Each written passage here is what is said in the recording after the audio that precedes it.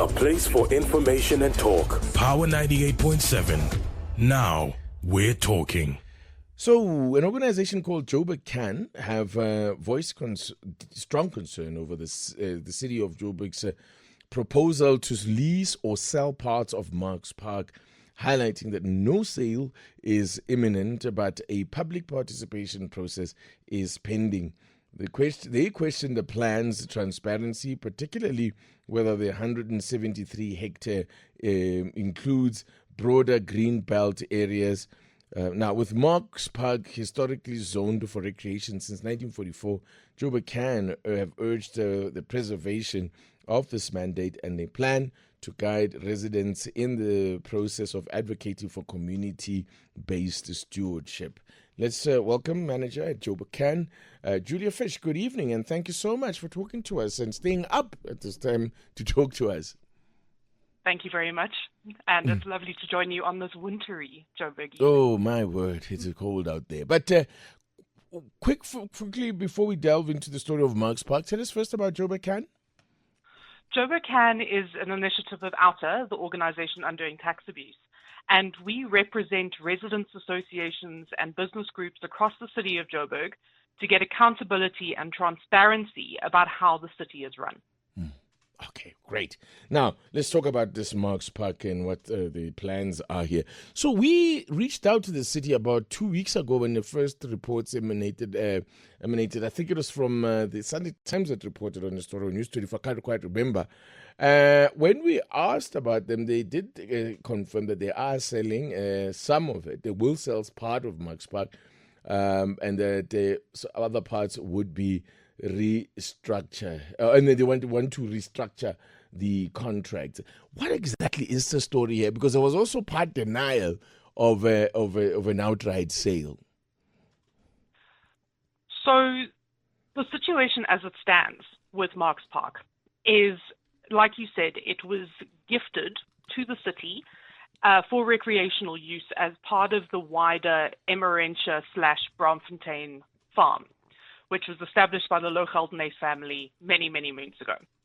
And that space includes areas like the Melville Koppies, the dam itself, Marks Park, Froggy Dam, and the Botanical Gardens. So it's quite a large area. So a report was brought to council to ask for the public participation into either the sale or renewal of the lease of Marks Park. However, there is still a lease in play from a group called the Protea Academy, who still technically have a lease for another 19 years. So they wanted to see whether or not that portion of the park needed a bit more investment, if it needed to change things. But because it's a much bigger area, they had to mention the entire property. So it's like trying to subdivide a cottage on your garden. The earth that the cottage on the garden is going to take up doesn't exist. So you have to mention the whole house. And that seems to be what happened here. And when it was brought to council, there was obviously an uproar about what a sale of something like this would look like. And it was a very badly written report that really ummed and ahed about what sections were going to be developed, what that redevelopment would be for, and how they would do it. So the councillor in the area brought it to the media attention, and as it stands, that report has been withdrawn from council. So they're not actually looking for public participation at this time. But it is quite a possibility that they'll just clean up the report and bring it back. And we are of the opinion that it is necessary to have public participation so that people can really put on the record that they don't want this vital piece of the city's green belt, environmental and ecological history to be sold. So now, if they do sell, or if they're going to lease or sell parts of it, I suppose if it's going to be a lease, whoever now holds a current lease they would have to wait for that lease to run out. Not necessarily. Not. Okay. So we need to see this in a wider context of what both the Johannesburg Property Company and Johannesburg City Parks and Zoos are doing about parks in the city. And it's almost like there is a mass fire sale, to put it quite bluntly. And we're seeing other portions were also mentioned in reports that were going to be brought to council, including the Kalani Country Club, Pirate Sports Club in Greenside, and strangely enough, Mike's Kitchen in Parktown. These are all Johannesburg property-owned lands that are then leased. And in the case of something like the Kalani Country Club, they were looking to terminate the lease because technically, in some ways, they had found that the club itself had contravened the lease by subletting, allowing the erection of a billboard and a restaurant to function on the site that were not directly run by the club. So they were looking to terminate that lease. And we saw that similar things happen with Zoo Lake about 10 years ago. There were rampant rumors that it was going to be turned into a Gupta helipad. And we also saw the same thing recently, about 2 years ago, with the development of a site called Wastepreneurs, which is on the back of Pirates. So there are technicalities and issues that can be brought up in order to cancel a lease and therefore let it change hands. Right. Obviously there's still a lot that needs to come out in terms of what the city would plan to do. And I think the most important thing, and I think that's what would worry me as a resident, is whether there would be an intention to completely change what Marks Park is about. I mean, in other words, convert it from what it is right now, a sports facility, into a sporting facility, well, mostly a sporting facility, because of course it does host a whole bunch of other things, conferences and all of that there. If they were to develop it into something completely different, that would be problematic. But I do wonder about the possibilities, and I wonder whether this is something that's also going to be explored, of some kind of a private-public partnership if the city cannot afford, or whether it's a revenue. Or also, maybe let me ask you what your understanding of what the city, why the city is doing this. Is this a revenue-raising exercise, or what are they up to? So the city manages its parks in 4 different ways. The one is just outright management, where a team comes and mows things and not very much is done with it. Another is through public partnerships that allow for some kind of tender process. We're seeing that with Florida Lake at the moment, where there is a fully funded proposal to be able to build out a lot of the recreational facilities, so a clubhouse and a bunch of other things, but there's serious environmental impact concerns about the plan there. Then you have leases, long-term leases. Most of these are, 99 years, and that's the predominance of like the really established recreational sites on these kind of properties. And then the last one is park adoptions. That's usually done by a community group in the area that goes, we've been looking after this park, we want to protect it from, for example, land invasions or other issues, and we want to make sure it's a safe space. So we'll adopt the park, take over most of the maintenance for the park, and therefore we can do things like fence it. And what we've seen recently in the park adoptions process is, while that used to be very much in the hands of community associations or neighborhood groups, this has now almost become a commercialized thing.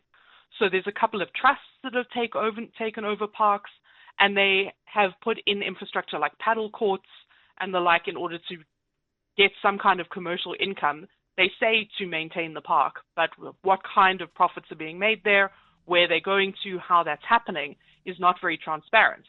And if I was the city, looking at what people are gleaning from our property, I would go, I want a slice of that pie.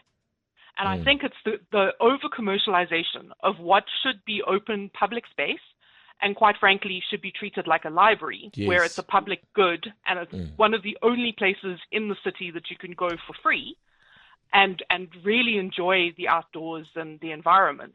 It's now being seen as a way to seriously gain money. And though the city is in a very precarious financial position, technically Marks Park, though the maintenance is predominantly done by the committee and the group that leases it, the city claims it still puts in hundreds of thousands of rands into the maintenance of the property monthly, and they're no longer seeing the cost benefit.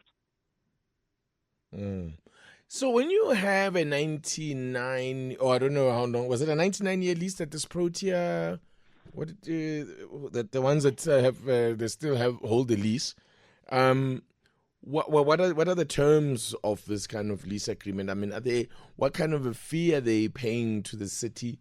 and for them to say that they're not getting, they're no longer seeing the return on the investment that they are making? So the lease proponents differ from club to club and who signed them and how long those periods are. I think in the case of Marks Park, it's a 49-year lease. Oh, okay. And it is charged at 49 Rand a year. But that doesn't necessarily take into account things like security, staffing, maintenance, as well as the fact that they still pay for things like services for water and electricity. So the 49 Rand is kind of an agreement that because it is for the community's use, they are not charged commercial rates. Right. I mean, which I think is part of the problem. Perhaps more a case of, which is what I think was actually told to our producers when we reached out to the city, that the idea was to restructure the contracts, and perhaps this is in a bid to perhaps extract more money from the leases. The leases really would not make a dent in terms of, even if they increase them, they could never increase them to commercial rates. Otherwise, these clubs would never be able to function. But really, in the grand scheme of things, it wouldn't make much difference to the coffers of the city of Joburg. Quite frankly, JPC manages multiple other things, which would gain them a lot more money. For example, they're the collection point for things like outdoor advertising in the city of Joburg, and they didn't collect it for years. So if they really wanted to find money in the couch cushions, per se, there's a lot of other sofas in the room that they could find it in. Right. So this readjustment is almost an aggressive understanding of why the city wants to and should manage things in the public good. And they're not necessarily seeing the value beyond the commercial value of parks. And therefore, that's why a lot of community associations and groups are concerned that they're going for the sale rather than just the lease, because that would be a bigger cash injection. Right. Okay, so where do things stand currently? Has this public participation process started? When is it expected to be concluded? Yeah. At this point, the report has been withdrawn from council based on a petition that was sent around from concerned groups. I think that garnered over 13,000 signatures. So the item was withdrawn. At this point, there will be no public participation process, which for me is a slight concern. I think we need to have a very public conversation about not just what's happening with Marks Park, but parks in general in the city of Joburg. And so at this point, there is no public participation, but I do suspect that we will be seeing these reports again in a slightly cleaned up manner. Okay, yeah. Because and the other thing again, though, about public participation process, which is something that I've always had an issue with, is that a public participation process is not a referendum. So even though the city or government or whatever department, national, whatever, runs it, it's no guarantee that, and regardless of the kind of feedback they get in the public participation process, that, they will accede to the popular view. In the case of the Bryanston Sports Club, there was a public participation process into the use of the park. They're currently on a month-to-month lease because the city has been lax in renewing their lease. And they found the notice for this public participation process just on the floor. It seems as though someone had taped it to the door and it had fallen off, and the participation process was only 14 days. It goes completely against the city's policy and how these are supposed to work. So that's, once they discovered this and threatened to take the city to court, they've had to change that and re-advertise. And therefore, that's what tends to happen with public participation processes. They are done at times that don't suit the community. They're done in places far away from where the affected community is, and it makes it difficult for people to go. And then the actual process, what people said, how it was transparent, is not made public. So, for instance, we participate every year in the IDP process. We go to all the public meetings, we put in a response to the IDP, which is the Integrated Development Plan, which sets out how the city is going to spend your money. It also looks at budgets and tariffs and all of that kind of thing. And though we are mentioned in the responses, they are very face value. So technically, and what concerns people the most and why they didn't want these reports to even get to council, is that there is such a trust deficit with the city of Joburg that they're just not interested in doing public participation because they don't believe that the city is going to listen. Yeah, because I just sometimes get the sense it's a bit of a box-ticking exercise, and it has been found to be just that, especially in cases where, as you say now, that the city's own policies were flouted in terms of how long the engagement period was handled. Absolutely, and really, they've done this to themselves. So the backlash is on the back of years of the city just not taking its residents into account. And we recently had a process into the Parkhurst Bowling Club, not far from this site, which was a public park. It was a bowling club that was then occupied. They've had to find TEA, temporary emergency accommodation, for the people on that site. And instead of it now being a recreational site, it's going to be a retail center with a massive shopping complex. And then tacked onto the side to try and get it through approval, they've added social housing and a taxi rank. And this is in the heart of a suburban space on the edge of a very sensitive environmental delta. And even though there's been public comments about the rezoning of that, they've allowed the situation on that site to get so bad with the occupants of that site that people are happy to have anything. And we're seeing that with multiple spaces, that instead of really dealing with the problems like homelessness, displaced persons, an inadequate amount of recycling spaces in the suburbs, all of those kind of mixes, they're going in the opposite direction and selling off public land because it's just too much of a headache to manage it. Okay, what is the, I mean, just out of interest, or currently, how would you, I mean, actually not too long ago, I was there, in fact, I was there last week, what am I saying? I was just there last week at Marks Park, at least part of it, anyway, because it is such a big, property there. And what I saw looked in fairly decent shape. I mean, I know the upkeep of, the pitches and all of that is extremely costly. They could always be better, but I've seen stadiums with worse pitches though. But what is your view though of the current state of Marks Park and the way that it's currently being managed? At the center of Marks Park is a very important heritage building. It's one of the first farmhouses built in the city of Joburg, and it really does show the history of how the space was settled. And across the road in the Melville Koppies, it's an Iron Age site and an incredibly important heritage space in the city. And those need to be protected. And since COVID, visitor numbers for the Sunday hikes at the Koppies is down, sadly, which means that they're not able to pay for repairs to the fence, which people constantly drive into or break down or steal.